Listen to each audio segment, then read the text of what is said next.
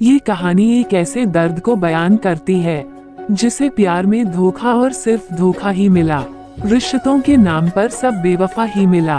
ये कहानी सबिता की है। छोटे से गांव में अपने मजदूर माँ बाप के साथ रहती थी। 9 भाई बहन, भाई में वह सबसे बड़ी थी। माँ बाप खेतों में मजदूरी करते और वह घर में रहकर चूल्हा चौका करती थी। साथ ही साथ वह बहन भाई का देख रेख करती थी। साधारण सी दिखने वाली सबिता काम काज करने में काफी निपुण थी। उसके गुणों की चर्चा आसपास के लोग करते थे। पढ़ने की इच्छा थी, पर माँ बाप ने उसे पढ़ाया नहीं था। एक दिन जब वह सुबह को घर में खाना बना रही थी, तभी उसके माँ बाप घर पर आए। ये देख सबिता को आश्चर्य हुआ, क्योंकि अभी अभी तो उसके माँ बाप खेत पर काम करने गए ही थे। फिर इतनी जल्दी क्यों आए? उसने झट आगे बढ़कर माँ से पूछा, माँ इतनी जल्दी क्यों आ गई? माँ ने बोली, बेटी तुम्हारे लिए जमींदार जी ने एक अच्छा काम दिलाया है, जिसमें हमें पैसे भी मिलेंगे और तुम्हें शहर में रहने को मिलेगा। अच्छा कपड़ा, अच्छा खाना और गाड़ी में भी घूमने को मिलेगा। ये सुनकर सबिता रोने लगी। बोली, नहीं नहीं माँ, मुझे शहर को नहीं जाना है। मुझे तुम्हारे बापू और भाई बहन के साथ इसी गांव में रहना है। ये सुन सबिता का बाप गुस्सा हो गया और बोला, तुम्हें हर हाल में शहर को जाना है। जमींदार जी ने हमें पहले ही पैसा दे दिया है, इतना बड़ा काम दिलाया है और तुम इसके लिए मना कर रही है। चुपचाप अपना कपड़ा बांध और मेरे साथ चल। जल्दी कर, मैं बाहर खड़ा हूँ, बस निकल जाएगी। ये कहते हुए सबिता का बाप बाहर खड़ा हो गया। सबिता छोटी सी गठरी लेकर बाहर आई और रोते हुए अपने बाप के पीछे चलने लगी। माँ भाई बहन सब पीछे से देख रहे थे और सबिता धीरे धीरे अपना कदम आगे को बढ़ा रही थी। इतने में उसके बापू ने आवाज लगाया, चल जल्दी कर, बस छूट जाएगी। बस आ गई। उसमें से एक अधेड़ उम्र का आदमी उतरा, जिसके हाथ में सबिता के बाप ने सबिता का हाथ पकड़ा दिया और बोला, लो अपनी अमानत को पकड़ो। वह आदमी सबिता को लेकर शहर वाले बस में चढ़ गया। सबिता शहर को पहुंची तो शहर को देख उसकी आंखें चकाचौंध हो गए। इतने देर में एक गाड़ी आई, उसमें एक अधेड़ उम्र की महिला बैठी हुई थी, जो काफी अच्छे घर से मालूम हो रही थी। उसने सबिता को अपने पास बुलाया। उस आदमी के इशारा करने पर सबिता उस औरत के पास चली गई। उस औरत के पैर छुए और उसके सामने खड़ी हो गई। सबिता ने सोचा, शायद मुझे इसी औरत के यहाँ काम करना है। औरत ने सबिता को गाड़ी में बैठने को कहकर उस आदमी से बातचीत करने लगी। फिर कुछ रुपए के पुलिंदा उसे थमाया और फिर गाड़ी में बैठकर ड्राइवर से चलने को कहा। सबिता सहमी सी चुपचाप गाड़ी में बैठी हुई थी। कुछ देर बाद गाड़ी एक मकान के पास रुकी। वहाँ काफी चहल पहल दिख रहा था। सबिता को गाड़ी से उतरने और साथ में चलने को कहकर वो औरत आगे आगे बढ़ने लगी। वहाँ पर सबिता ने देखा, सब लोग उस औरत को माँ जी कहकर संबोधित कर रहे हैं और सब उसे सलाम कर रहे हैं। सबिता उस औरत के पीछे पीछे उस मकान के अंदर चली गई। वहाँ सबिता ने देखा कि उसके जैसी और भी लड़कियां हैं, जो कि काफी अच्छे कपड़े पहनकर सजी संवरी है। इतने में माजी ने एक औरत को सबिता को तैयार करने को कहकर वहाँ से चली गई। उस महिला का नाम तनु था। अब तक सबिता काफी डर चुकी थी। वहाँ के हालात उसे अच्छे नहीं लग रहे थे। वो तनु नाम की महिला से घर वापस जाने की बात कही और घर जाने की जिद करने लगी। इस पर तनु नाम की महिला ने थोड़ा ऊंचे स्वर में बोली, तू किसके पास जाएगी? उस माँ बाप के पास जिसने तुम्हें पैसों के लिए बेच दिया है। ये सुनकर सबिता के होश उड़ गए। उसे अपने कानों पर विश्वास नहीं हो रहा था। फिर भी वह घर जाने की जिद कर रही थी। वह भी इस बात पर विश्वास करने के लिए तैयार नहीं थी कि उसके माँ बाप ने उसे बेच दिया है। इतने में माजी आई और उसने सबिता की बात उसके बाप से करा दिया।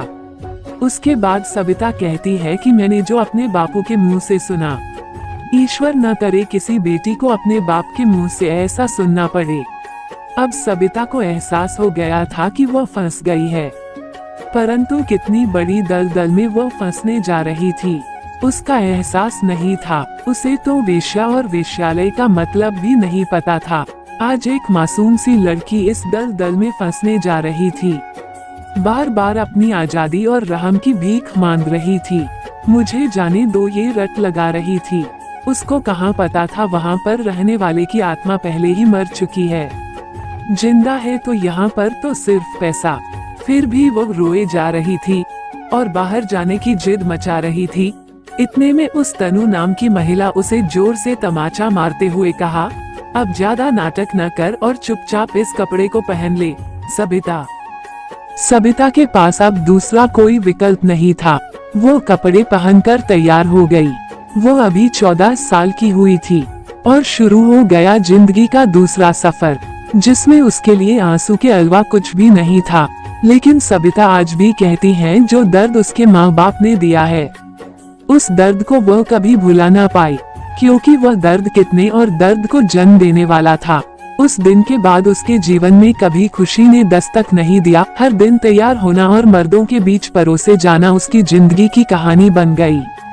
कई बार वह भागने की कोशिश भी की, पर हर बार नाकाम रही। इस तरह की जिंदगी गुजारते हुए 2 साल बीत गया था। एक दिन सबिता को पता चला कि वह मां बनने वाली है।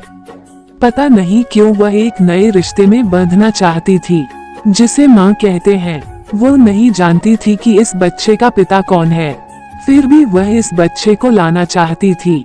शायद अपने जीवन के खालीपन को भरना चाहती थी। पर सबिता को क्या मालूम कि कोठे को चलाने वाली महिला, जिसे माजी कहते हैं, वह ऐसा होने नहीं देगी। सबिता ज्यादा कुछ सपना देख पाती इससे पहले। माजी नाम की महिला आई और सबिता के मुंह में जबरदस्ती दवा खिलाते हुए कहा, मैंने तुम्हें बच्चे पैदा करने और रिश्ते बनाने के लिए नहीं रखा है, बल्कि पैसे कमाने के लिए रखा है। चुपचाप सिर्फ मर्दों को खुश करो और पैसा कमाओ। यह माँ बनने का सपना छोड़ दो। सबिता कहती है, इस तरह करके 16, 17 या ठीक से शायद मुझे याद भी नहीं है कि कितनी बार मैं माँ बनी और कितनी बार मेरा गर्भपात कराया गया। आज सबिता खून की कमी के कारण और अन्य कारणों से वह जिंदगी के चंद सांसें अस्पताल में गिन रही थी। उसे अस्पताल किसने लाया था, उसे कुछ भी मालूम नहीं था। हालांकि वह इतना जरूर कहती है कि एक बार उसे मोहन नाम के दलाल से प्यार हुआ था, पर उसने भी उसे धोखा दे दिया था। वो कहती है, जब अपना ही खून धोखा दे दिया था तो वह दिया तो क्या दिया। पर वो यह उम्मीद जताई रही थी कि शायद मोहन को मुझ पर तरस आ गया होगा, इसलिए उसने मुझे अस्पताल के दरवाजे पर छोड़ गया होगा। ऐसा वह सोच रही थी, पर उसे ठीक ठीक मालूम नहीं था कि उसे किसने लाया था। पर उसने एक मीठी सी मुस्कान चेहरे पर लाते हुए बोली, देखो मेरी किस्मत, इतने दिनों से आजादी चाहती रही और आज आजादी मिली भी तो ऊपर जा रही हूँ। बस मन में एक दर्द रह गया, मैं भी माँ बनना चाहती थी। इतना कहते ही उसने दम तोड़ दिया। शायद इतना कहने के लिए ही उसने अपने प्राण को रोक रखा था। आज उसके चेहरे पर सुकून दिख रहा था, आंखों में दर्द और प्रश्न दिख रहा था। दर्द था अपने अजन्मे बच्चे के लिए, सपना आंखों में दम तोड़ रहा था माँ बनने का। प्रश्न था माँ बाप और समाज से, जिसने इतना दर्द दिया कि वह महज 22 साल की उम्र में कष्ट सहते हुए अपना दम तोड़ दिया। तो दोस्तों, ये सबिता की दर्द भरी कहानी आपको कैसी लगी कमेंट करके जरूर बताना, और अच्छी लगी तो एक लाइक जरूर करना। अगर चैनल पर नए मेहमान बनकर आए हैं तो चैनल को सब्सक्राइब जरूर कर लेना। धन्यवाद।